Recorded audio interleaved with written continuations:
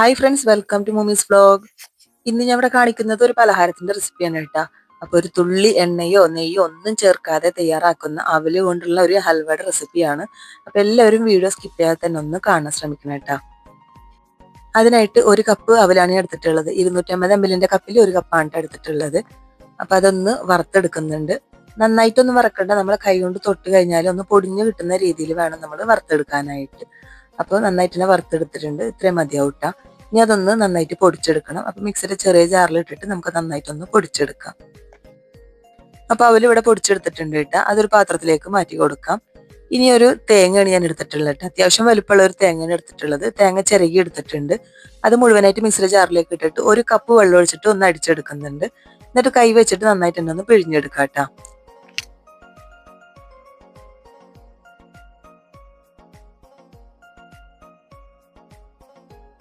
അപ്പൊ ഒന്നാം പാല് രണ്ടാം പാലൊന്നും നോക്കേണ്ട കാര്യമില്ല കേട്ടോ. പിഴിഞ്ഞെടുത്തേക്ക് ഒരു കപ്പ് വെള്ളം കൂടി ഒഴിച്ചിട്ട് അതും ഒന്ന് അടിച്ചെടുക്കുന്നുണ്ട്. എന്നിട്ട് അതും പിഴിഞ്ഞെടുക്കാം. ഇതേപോലെ തന്നെ ഒരു കപ്പും കൂടി വെള്ളം ഒഴിച്ചിട്ട് അതും കൂടി അങ്ങനെ പിഴിഞ്ഞെടുക്കാം കേട്ടോ. അപ്പൊ ടോട്ടൽ 3 കപ്പ് വെള്ളം ഒഴിച്ചിട്ടാണ് ഇത് ചെയ്തിട്ടുള്ളത്. അങ്ങനെ തേങ്ങാപ്പാൽ ഇവിടെ റെഡി ആയിട്ടുണ്ട്. ഇനി പൊടിച്ചു വെച്ചിട്ടുള്ള അവലുണ്ടല്ലോ, അത് ഈ തേങ്ങാപ്പാലിലേക്ക് ഇട്ട് കൊടുക്കാം. എന്നിട്ട് നന്നായിട്ട് തന്നെ മിക്സ് ചെയ്തെടുക്കാം കേട്ടോ.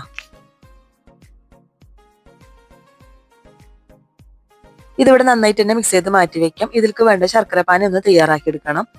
ഞാനിവിടെ 2 അച്ച് ശർക്കരയും 1 അച്ചിന്റെ പകുതിയാണ് എടുത്തിട്ടുള്ളത്. അതിലേക്ക് അവലെടുത്ത് അതേ കപ്പ് കൊണ്ട് തന്നെ 1 കപ്പ് വെള്ളം ഒഴിച്ചു കൊടുത്തിട്ടുണ്ട്. അതൊന്ന് മെൽറ്റാക്കി എടുക്കാം. ശർക്കര ഇവിടെ നന്നായി മെൽറ്റായി വന്നിട്ടുണ്ട്. ഇനി നമ്മൾ ഹൽവ തയ്യാറാക്കുന്ന ഏത് പാത്രത്തിലാണോ അതിലേക്ക് ഇതൊന്ന് അരിച്ചു ഒഴിച്ചു കൊടുക്കുന്നുണ്ട് കേട്ടോ. ഇനി ഇതിലേക്ക് തേങ്ങാപ്പാലും അവലും കൂടി മിക്സ് ചെയ്ത് വെച്ചിട്ടുള്ള ആ ഒരു മിക്സ് ഉണ്ടല്ലോ, അത് ഇതിലേക്ക് നന്നായിട്ട് മിക്സ് ചെയ്തിട്ട് വേണ്ട ഒഴിച്ചു കൊടുക്കാനായിട്ട്. അപ്പോൾ ഒഴിക്കുന്ന സമയത്ത് ലോ ഫ്ലെയിമിൽ വെച്ചാൽ മതി. ഒഴിച്ചു കഴിഞ്ഞതിന് ശേഷം ഹൈ ഫ്ലെയിമിൽ ഇട്ടിട്ട് തന്നെ നന്നായിട്ടൊന്ന് കുറുക്കിയെടുക്കാം കേട്ടോ.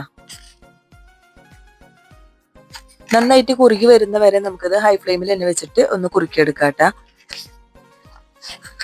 ഇപ്പോ കുറച്ചൊന്ന് കുറുകി വന്നിട്ടുണ്ട്. ഹൈ ഫ്ലെയിമിലായ സമയത്ത് നമ്മൾ കൈവിടാതെ തന്നെ അത് ഇളക്കി കൊടുത്തോണ്ട് നിൽക്കണം. പിന്നെ കുറച്ചുകൂടി കുറുകി വന്നു കഴിഞ്ഞാൽ അതൊന്ന് മീഡിയം ഫ്ലെയിമിലാക്കി കൊടുക്കാം കേട്ടോ. അപ്പൊ ഇത്രയും കുറുകി വന്നിട്ടുണ്ട്. ഈ ഒരു സമയത്ത് ഞാൻ മീഡിയം ഫ്ലെയിമിലാണ് ആക്കി കൊടുത്തിട്ടുള്ളത്. അപ്പൊ കുറുകി വരുന്ന ഓരോ സ്റ്റേജും ഞാൻ ഇവിടെ കാണിക്കുന്നുണ്ട് കേട്ടോ. ഈ ഒരു സമയത്ത് 1/2 ടീസ്പൂൺ ഏലക്കയും പഞ്ചസാരയും കൂടി പൊടിച്ചതാണ് ഇട്ട് കൊടുക്കുന്നത്. ഒരു നുള്ളു ഉപ്പും കൂടി ഇട്ട് കൊടുക്കുന്നുണ്ട്. മധുരം ഒന്ന് ബാലൻസ് ചെയ്യാൻ വേണ്ടിയിട്ടാണ് കേട്ടോ. അപ്പൊ ഇതിലേക്ക് നട്ട്സ് ഒക്കെ ഇട്ട് കൊടുക്കണമെങ്കിൽ നിങ്ങൾക്ക് ഇട്ട് കൊടുക്കാം. ഈ ഒരു സമയത്ത് ബദാമോ അണ്ടിപ്പരിപ്പോ എന്ത് വേണമെങ്കിലും ഇട്ട് കൊടുക്കാം.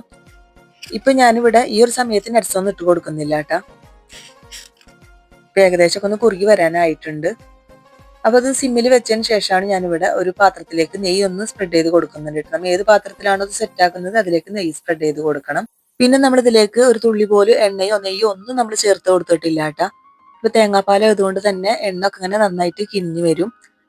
ഇനി സെറ്റ് ചെയ്യാൻ വെച്ച പാത്രത്തിലേക്ക് നമുക്ക് ഇണ്ണക്കം മാത്രം ഇട്ട് കൊടുത്താൽ മതി. കുറച്ച് നട്ട്സ് ഇതുപോലെ ക്രഷ് ചെയ്തിട്ട് ഇട്ട് കൊടുക്കുന്നുണ്ട്. അണ്ടിപ്പരിപ്പും ബദാമായിട്ട് ഞാൻ ഇട്ട് കൊടുത്തത്. നിർബന്ധമൊന്നുമില്ല, ഇണ്ണക്കം മാത്രം ഇട്ട് കൊടുത്താൽ മതി. ഒരു 2-3 മിനിറ്റും കൂടി ഇതുപോലെ ഒന്ന് വെച്ച് കൊടുത്തതിന് ശേഷം നമുക്ക് ഫ്ലെയിം ഓഫ് ചെയ്ത് കൊടുക്കാം കേട്ടോ. അപ്പൊ നന്നായിട്ട് നോക്കി എണ്ണ ഒക്കെ തെളിഞ്ഞ് വന്നിട്ടുണ്ട്. ഇനി സെറ്റ് ചെയ്യാൻ വെച്ച പാത്രത്തിലേക്ക് നമുക്ക് ഇതൊന്ന് ഇട്ട് കൊടുക്കാം. ഞാനിപ്പോ ഇവിടെ ഒരു കേക്ക് ടിന്നാണ് സെറ്റ് ചെയ്യാനായിട്ട് എടുത്തിട്ടുള്ളത്. അപ്പൊ നിങ്ങൾക്ക് പ്ലേറ്റ് വേണമെങ്കിൽ പ്ലേറ്റ് എടുക്കാം. അതല്ല ചോറും പാത്രമൊക്കെ ആണെങ്കിൽ അതും എടുത്താൽ മതി കേട്ടോ. ഇപ്പൊ ഇത് സ്പാച്ചിൽ വെച്ചിട്ടൊന്ന് ലെവലാക്കി കൊടുക്കണം. സ്പാച്ചിൽ അല്ലെങ്കിൽ സ്പൂൺ വെച്ചിട്ടൊക്കെ ആയാലും ലെവലാക്കി കൊടുത്താൽ മതി കേട്ടോ. ഒട്ടി പിടിക്കാൻ തോന്നുകയാണെങ്കിൽ സ്പൂണായാലും സ്പാച്ചിലായാലും നെയ്യൊന്ന് തുടച്ചു കൊടുത്താൽ മതി കേട്ടോ. ഇപ്പൊ ഇവിടെ ലെവലാക്കി എടുത്തിട്ടുണ്ട്. ഇനി ഇതൊന്ന് തണുത്ത് വരട്ടെ കേട്ടോ. ഇപ്പൊ നന്നായിട്ട് തന്നെ തണുത്ത് വന്നതിന് ശേഷമാണ് ഞാൻ ഇത് എടുത്തിട്ടുള്ളത്.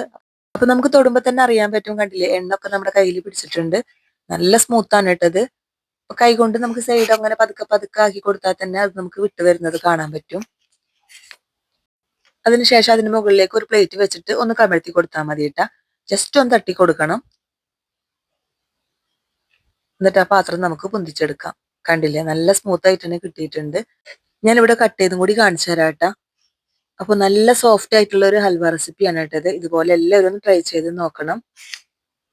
നമ്മളിതിൽ എണ്ണ നെയ്യ് ഒന്നും ചേർത്തിട്ടില്ല, അതുകൊണ്ട് തന്നെ നല്ല ഹെൽത്തി ആയിട്ടുള്ള ഒരു ഹൽവ തന്നെയാണ് കേട്ടത്. അപ്പൊ ഒരു കഷ്ണം എടുത്തിട്ട് ഞാൻ ഇവിടെ ഒന്ന് പൊട്ടിച്ച് കാണിച്ചു തരാം. നല്ല സോഫ്റ്റ് ആയിട്ടുള്ളതാണ്. അപ്പൊ എല്ലാവരും ഇതുപോലെ ഒന്ന് തയ്യാറാക്കി നോക്കിയിട്ട് അഭിപ്രായങ്ങൾ അറിയിക്കണേ. അപ്പൊ ഇത് ഞാൻ പൊട്ടിച്ച് കാണിച്ചപ്പോ തന്നെ ഇവിടെ കഴിക്കാനൊക്കെ ആളുണ്ടായിരുന്നു കേട്ടോ. നല്ലൊരു ടേസ്റ്റ് ഉണ്ടായിരുന്നു. അപ്പോൾ അവല് കൊണ്ട് തയ്യാറാക്കിയ ഒരു തുള്ളി പോലും എണ്ണയോ നെയ്യോ ഒന്നും ചേർക്കാത്ത ഒരു ഹൽവ റെസിപ്പിയാണ് കേട്ടത്. ഈ ഹൽവ റെസിപ്പി നിങ്ങൾക്ക് ഇഷ്ടപ്പെട്ടെങ്കിൽ എന്നും പറയുന്ന പോലെ തന്നെ കേട്ടാ ലൈക്ക് ചെയ്യാനും ഷെയർ ചെയ്യാനും സബ്സ്ക്രൈബ് ചെയ്യാനൊന്നും ആരും മറക്കരുത്. നല്ലൊരു റെസിപ്പിയുമായി നമുക്ക് വീണ്ടും കാണാം. താങ്ക്